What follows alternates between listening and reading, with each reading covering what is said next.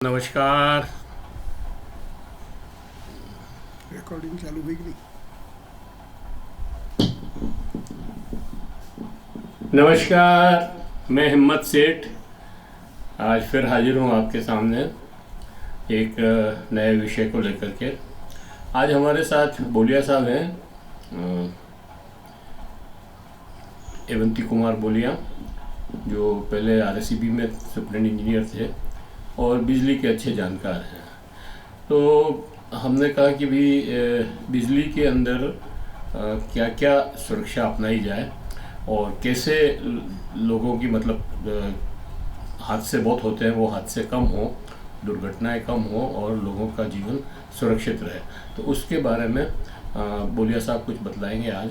तो आप सब इसको सुनिए और बहुत अच्छी जानकारियाँ आपको देंगे, जिसकी वजह से हमारे यहाँ घर में और बाहर में और ये जो इलेक्ट्रिशियंस वगैरह होते हैं जो बिजली के खंभों पर चढ़ करके जो ठीक करते हैं, घरों में भी ठीक करते हैं, उनकी भी जो दुर्घटना है वो कम हो, उसके बारे में आज बात करेंगे। तो मैं ज़्यादा इसको वो नहीं करते हुए पहले हेमंती कुमार जी से सुनते हैं और अगर उसमें कुछ नहीं समझ आया या उसको और एलिबरेट करना पड़ा तो मैं उसमें सहयोग करूँगा। धन्यवाद। लीजिए बोलिए साहब, आपका बहुत बहुत आभार, आप हमारे इस चैनल पर पधारे और लोगों को अच्छी जानकारी देंगे।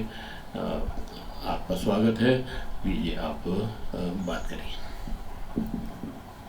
नमस्कार, मैं इंजीनियर एवंती कुमार बोलिया। जैसा हिम्मत सेठ साहब ने अनुरोध किया, बिजली की सुरक्षित बिजली कैसे मिले अपने को, कैसे काम ले, उस पर कुछ खास बातों पे आपको आज अवगत कराने की कोशिश करूँगा। बिजली ऐसी चीज़ है जो आज जीवन धारा है।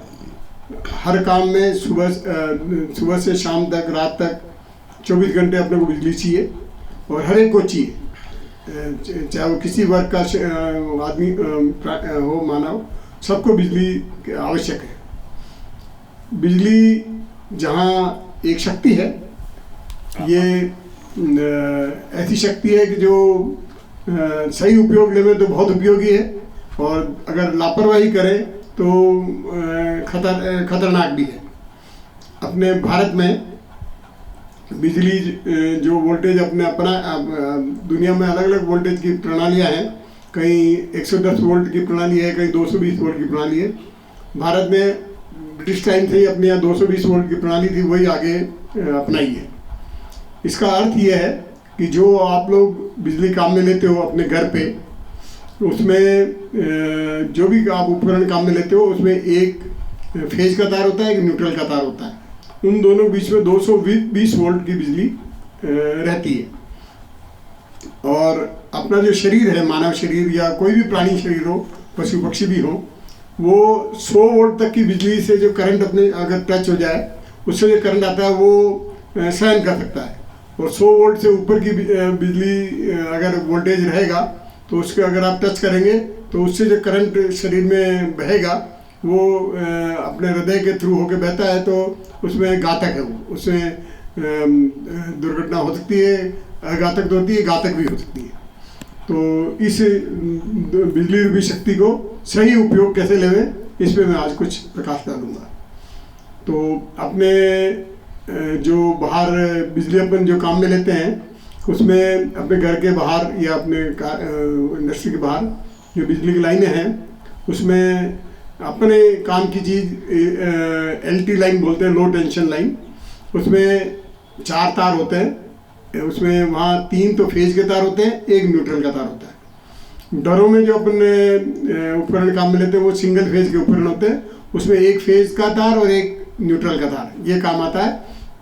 उनके बीच में 220 वोल्ट होता है।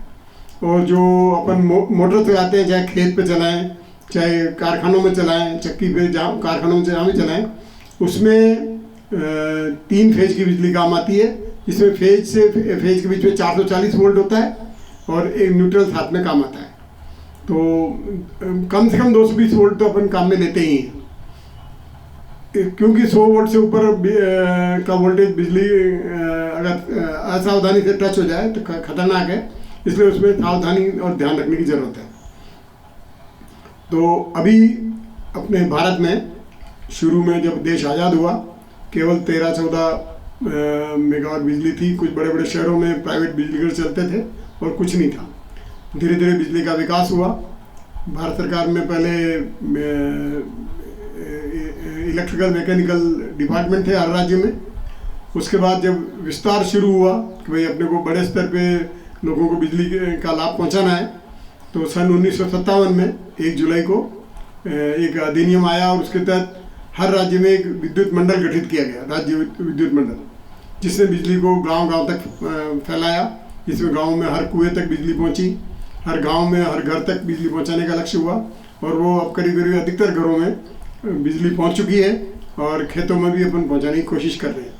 कुछ ऐसे गांव जरूर हैं जहाँ जो सुदूर जंगल में हैं, जहाँ लाइनें नहीं ले जा सकते बिजली, उनको सौर ऊर्जा के माध्यम से उनको बिजली पहुंचाने का काम चल रहा है। तो ये जो बिजली है, इसमें जैसे मैंने बताया 220 वोल्ट कम से कम अपन काम में लेते हैं। और इसमें जो फेज के साथ एक न्यूट्रल तार होता है, उन दोनों के बीच में अपन बिजली मिलती है। पर आप देखें अपने घर में जो भी वायरिंग होती है, जो भी वायरमैन अपने यहाँ फिटिंग करता है, उसमें 3 पिन प्लग होता है। उसमें एक फेज होता है, एक न्यूट्रल होता है और एक अर्थ वायर होता है, एक अर्थ का सॉकेट होता है। तो हर घर में जो हम भी अपन बिजली काम में लेते हैं, उसको अर्थ का तार जो है वो ज़मीन में अर्थिंग के थ्रू अपन कनेक्ट करते हैं। तो अगर कोई टच हो जाए, अगर आपका अर्थिंग सही है, तो वो जो बैलेंस बिजली है वो अर्थ में चली जाएगी और आपको झंझनी होकर रह जाएगी, खतरा नहीं होगा। परंतु अधिकतर घरों में अपन देखते हैं जो वायरिंग फिटिंग होती है, या तो वायरमैन अपने ध्यान नहीं दे पाते, वो अर्थ का तार डालते नहीं है, डालते तो ढंग से प्लग में कनेक्ट नहीं होता है, या घर में अर्थिंग ढंग से नहीं होती है, या हो भी जाए क्योंकि ज़मीन में जो अर्थ का अपन करते हैं वो धीरे धीरे ज़मीन के अंदर तार जो डालते हैं, कॉपर, पहले कॉपर का डालते थे और आजकल लोहे का भी डालते हैं या एल्यूमिनियम भी डालते हैं, लोहे का डालते हैं। वो ज़मीन के साथ धीरे धीरे वो उस पर ख़राब भी हो जाता है, टूट भी जाता है, तो अर्थिंग का मतलब नहीं रहता। तो नियम तो ये है, भारतीय विद्युत अधिनियम जो है उसमें ये नियम है कि हर 6 महीने में उसकी जांच होनी चाहिए कि भाई वो सही अर्थिंग है कि नहीं है, ताकि खतरा आपको सही खतरा नहीं रहे। परंतु आमतौर पर जांच हो नहीं पाती। कोई आम नागरिक तो इस मामले में ज़्यादा जानता नहीं है। वो एक बार जो वायरिंग फिटिंग हो गई, कनेक्शन हो गया, उसके बाद वो खाली जो बिल आ रहा है उसका चुका रहा है और बिजली काम में रह रहा है, कुछ ध्यान नहीं आता। तो विद्युत अधिनियम में ये प्रावधान है कि हर ऐसे अर्थिंग घर में जो भी घर, फैक्ट्री, कुआं, कारखाना जहाँ भी है, सब की जगह अर्थिंग की जांच हर साल जरूर होनी चाहिए। तो हर राज्य में जो विद्युत नियामक आयोग है उनमें हमने निवेदन किया है कि क्योंकि आम आदमी इस मामले में जागरूक नहीं है, तो ये विद्युत निगमों की तरफ से, चाहे विद्युत निगम के कर्मचारी नहीं करे तो उनको किसी को इसके काम के लिए रखें, जो हर घर में हर साल में एक बार जांच जरूर करें और यदि कमी हो तो उसको सही कराने का चार्ज लेके सही भी करावे, ताकि खतरा नहीं हो। अभी नवीनतम, क्योंकि पहले अपने जो बिजली कानून थे वो अंग्रेजों के समय के चल रहे थे। देश आज़ाद होने के बाद इलेक्ट्रिसिटी एक्ट 1948 भी बना, पर वो भी ज़्यादा वो नहीं चला। फिर विद्युत अधिनियम 2003 बना, परंतु अभी तक हर काम की एक कोड बनाते हैं, संहिता बनाते हैं। अपने बिजली जैसी आवश्यक सेवा के लिए कोई संहिता नहीं थी, तो काफ़ी सालों से इस पर काम चल रहा था। अभी इसी 2023 में पिछले साल ही राष्ट्रीय विद्युत संहिता 2023 भारत की ये प्रकाशित हो गई है। उसमें सारे प्रावधान हैं, घरों में बिजली कैसे सुरक्षित काम में ले हुए हैं, सड़कों पर कैसे काम में ले हुए हैं, फैक्ट्रियों में कैसे ले हुए हैं, कैसी फिटिंग होनी चाहिए, सब चीज़ है उसमें।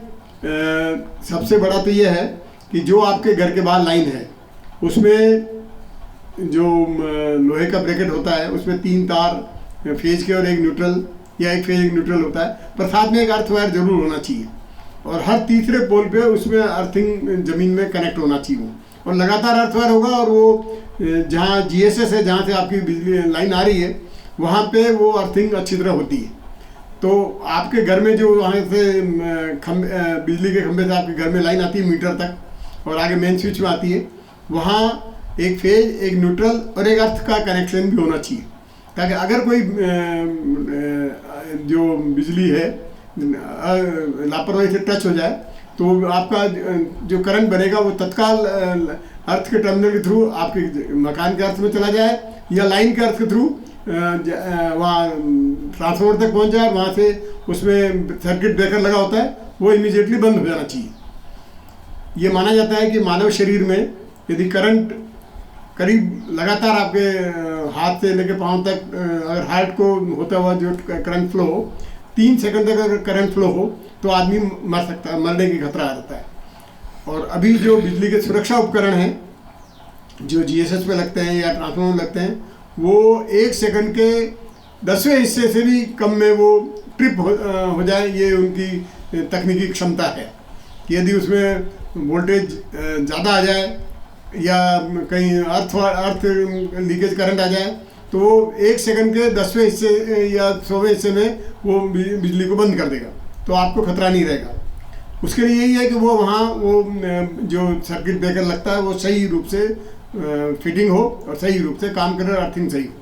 आपके घर में भी पहले अपने केवल ब्रेकर होता था, मेन स्विच होता था, आजकल उसकी जगह एक पहले एमसीबी लगाते थे अपन, उसके बाद ELCBI अर्थ लीकेज सर्किट ब्रेकर, अब आजकल RCB आती है, रेजिडुअल करंट सर्किट ब्रेकर आता है। वो यही काम करता है, जो भी कहीं बची हुई करंट है, लीकेज है, उसको वो उसमें ट्रिप कर जाएगा अगर थोड़ी सी भी लीकेज करंट होगी तो। और आपके घर में जो वायरिंग होती है, वायरिंग के साथ में जो अर्थ का तार होता है, उस अगर उसमें कहीं इम्बैलेंसिंग हुई तो उस अर्थ के तार में भी करंट आ सकता है। और अगर आपके घर में कोई लोहे का तार कहीं कनेक्टेड है उसमें तो उसमें भी करंट आ सकता है।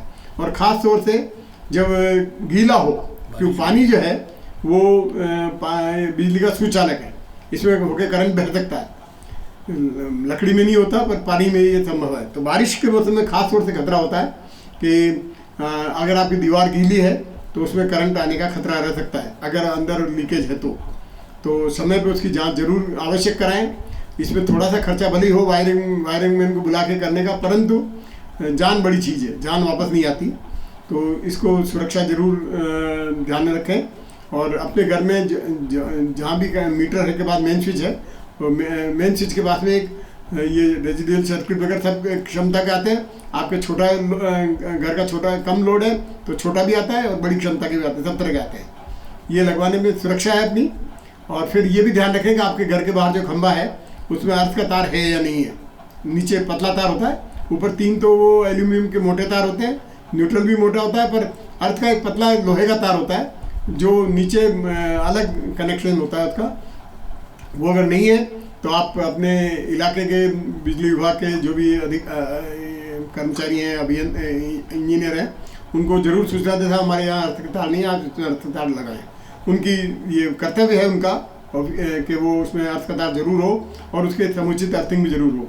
या आपके मोहल्ले में ट्रांसफार्मर लग रहा है, उसमें भी अर्थिंग सही है या नहीं है, फ्यूज की प्रणाली सही है कि नहीं है। कई बार नहीं होती है, खाली उसमें तार बांध देते हैं, वो खतरनाक है, क्योंकि वो तार बांधने से वो तार का फ्यूज उड़ेगा नहीं और सीधा काफ़ी देर तक करंट फ्लो बहता रहेगा। आप लोगों ने देखा होगा सड़क पे कई बार बिजली का तार टूट जाता है, ब्रेकर के हिसाब से तो वो 1 सेकंड के 10वें हिस्से में भी ट्रिप हो जाना चाहिए, परंतु कई बार कई मिनटों घंटों तक पड़ा रहता है और ट्रिप नहीं होता, क्योंकि उनका अर्थिंग सिस्टम सही नहीं है। यदि आपके घर के बाहर कोई तार ढीला हो, जिसमें मतलब ये नियम भी है कि सड़क कहीं भी लाइन खींची जाएगी, स्पार्किंग कम से कम ऊंचाई उसकी 15 फीट होनी चाहिए सड़क से, रास्ते से कम से कम ऊंचाई। और सड़क के क्रॉसिंग में 17-18 फीट होनी चाहिए, 19 फीट होनी चाहिए। सबसे छोटी लाइन भी 15 फीट से ऊपर होनी चाहिए, ताकि आप बस में जावें, कैसे में जावें, तो आपके और लाइन के बीच में कम से कम 5 फीट का गैप जरूर रहना चाहिए, ताकि 5 फीट के उसमें बिजली का जो एक सर्किट बनता है उसमें 5 फीट तक उसका रेडिएशन पकड़ सकता है।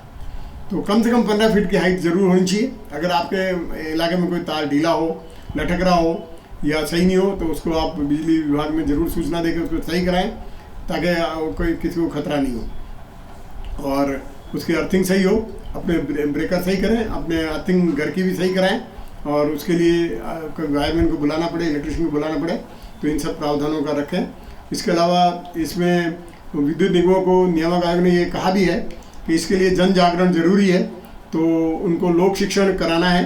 तो हर विद्युत निगम में आदेश है राजस्थान में कि हर मंगलवार को किसी न किसी एक बिजली घर पे विद्युत चौपाल लगाई जाएगी, बिजली चौपाल, जिसमें गांव के लोग इकट्ठे होंगे, इस मोहल्ले के लोग इकट्ठे होंगे, उनको बिजली के बारे में, सुरक्षा के बारे में सब बताया जाएगा, और उनकी जो शिकायत है वो भी सुनी जाएगी, और उनका समाधान करने की बात होगी, ताकि द्विपक्षीय संवाद हो, खाली एक पक्षीय नहीं हो। उनकी बातें भी सुनी जाए, अपनी अपनी बताएं और उनकी भी सुने, और फिर समाधान हो। इस तरह सुरक्षित काम मिले तो बहुत काम किए।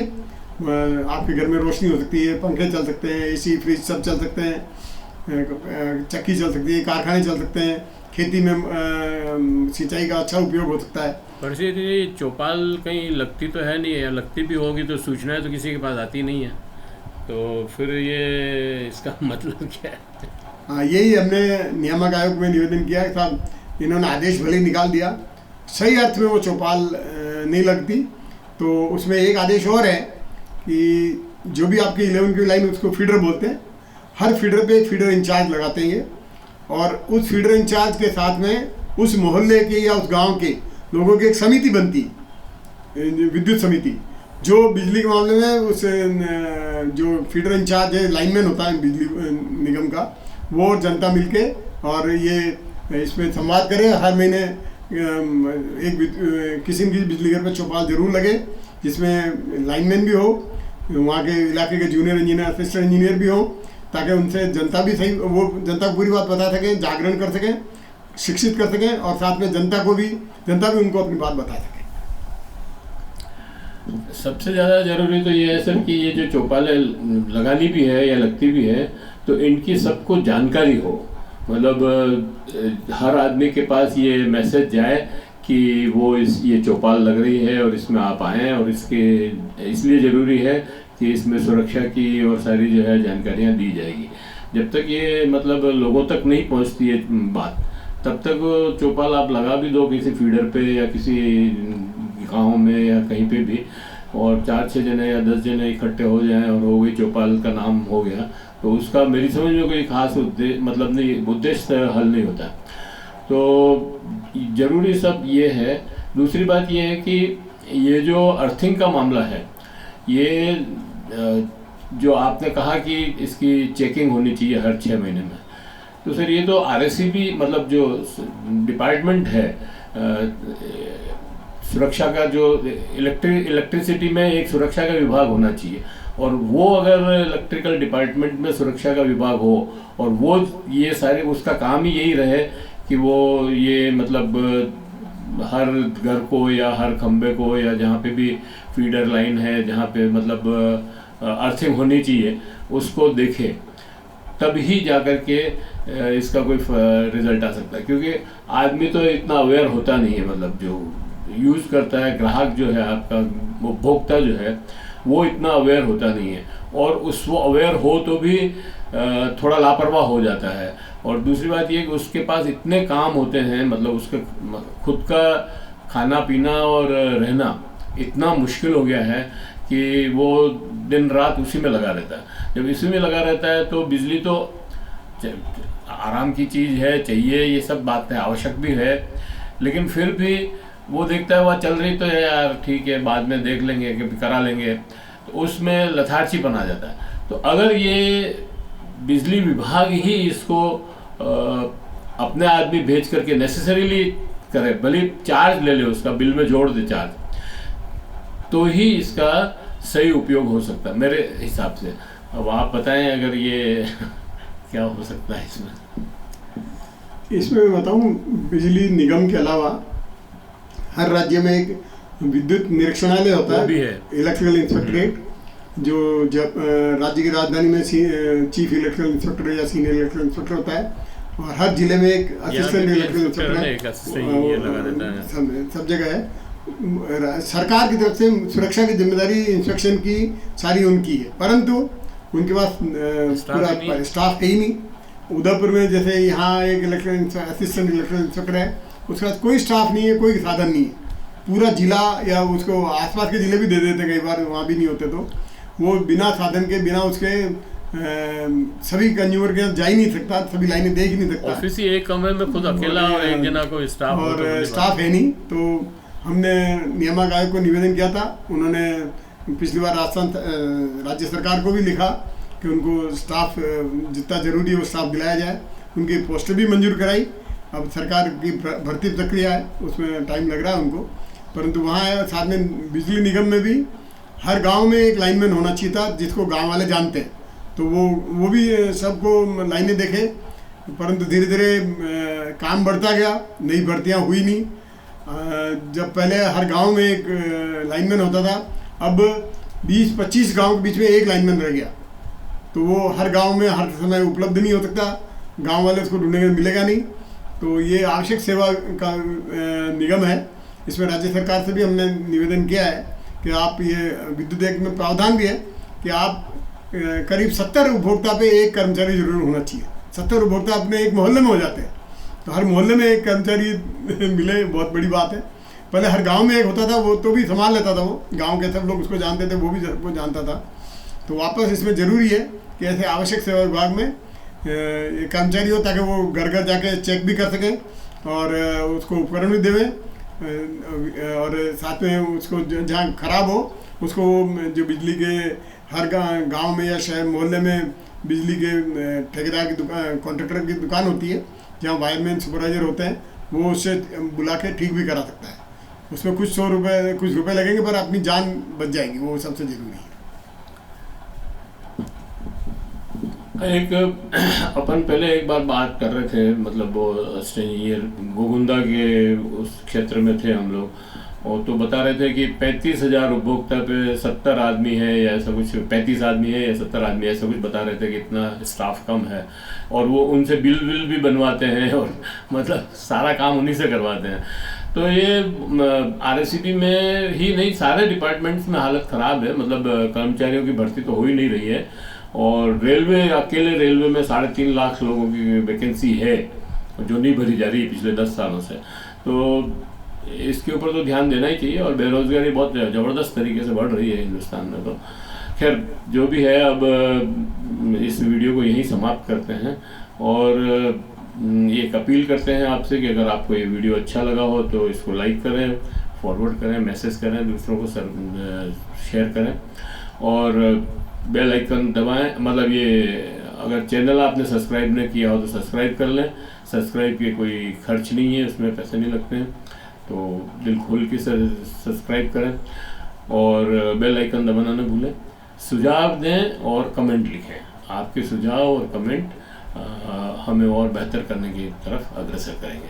अगर आपके कोई सवाल हो बिजली के संबंधित, तो आप बोलिया साहब से पूछ सकते हैं, या इस वीडियो के नीचे कमेंट बॉक्स में डाल सकते हैं, तो मैं उनको, मतलब वीडियो बोलिया साहब उसको देख करके अगले एपिसोड में उसके जवाब भी दे सकते हैं। धन्यवाद। धन्यवाद।